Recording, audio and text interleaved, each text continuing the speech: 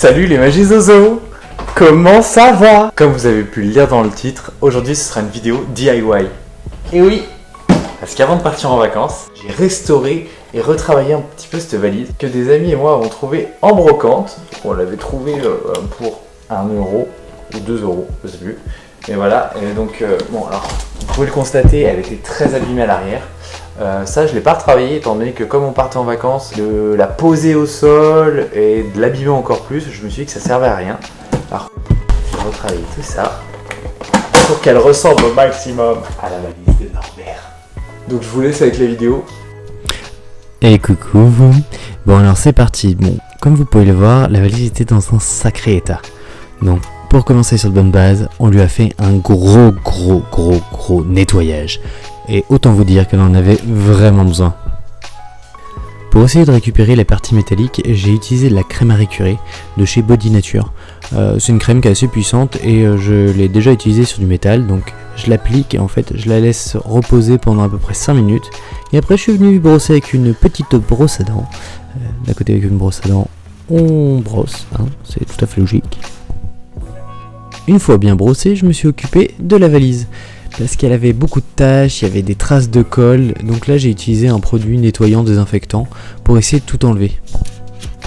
Et j'ai frotté, et c'est pas parti, donc j'ai dû réutiliser la crème à récurer sur les taches de scotch. Et regardez-moi cette belle couleur de l'eau, appétissant. Mais cette fois-ci, avec la crème, vraiment toutes les taches de scotch sont parties, enfin les taches, la colle qui restait du scotch plutôt. Après avoir bien frotté, je vais donc raviver cette valise avec un produit pour nourrir le cuir, car on dirait pas, mais c'est du cuir, enfin je crois. Là, je me suis attaqué à l'intérieur, donc j'avais pour but d'enlever tout le papier qu'il y avait à l'intérieur parce qu'il était tout... Il avait pris l'eau, il avait séché, il était vraiment pas beau. Et j'avais prévu de remettre un autre papier adhésif à l'intérieur pour recréer vraiment la valise de Norbert.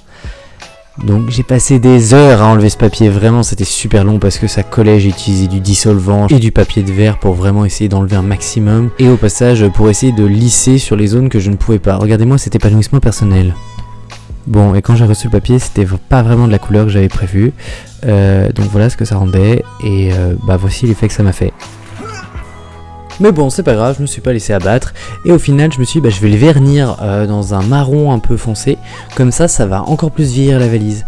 Et au final, ça rendait encore mieux. Alors là, j'ai utilisé de la cire à chaussures pour essayer de camoufler toutes les parties de cuir qui avaient disparu. Donc voici le après, voici le avant. Le après, le avant. That's amazing. Joie, bonne beurre.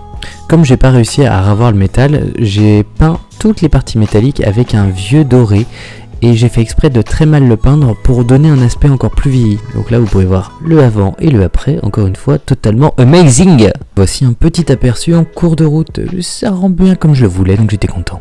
Je me suis dit que j'allais faire un petit peu l'intérieur aussi en collant la carte postale que Newt a reçue de Tina et puis des petites infos. Et là vient l'étape finale, la protection. Alors là, je l'ai aspergé comme jamais pour le protéger et pour faire en sorte que toute la cire que j'ai mis ne s'en aille pas au premier coup. Bon, en tout cas, j'espère que cette vidéo vous aura plu. N'hésitez pas à mettre un petit pouce bleu ou à vous abonner à la chaîne. Vous pouvez aussi me rejoindre sur Instagram où je suis vraiment beaucoup plus... Je disais donc, vous pouvez me rejoindre sur Instagram où je suis vraiment plus actif. Je poste 2 à 3 fois par semaine des photos, du contenu, des réels. Si l'univers d'Harry Potter vous plaît et l'univers des DIY aussi, je vous conseille de vous abonner et de me suivre. Il y aura d'autres DIY qui vont arriver très rapidement. En tout cas, je vous souhaite de passer une très bonne journée les Magizozo et à très vite.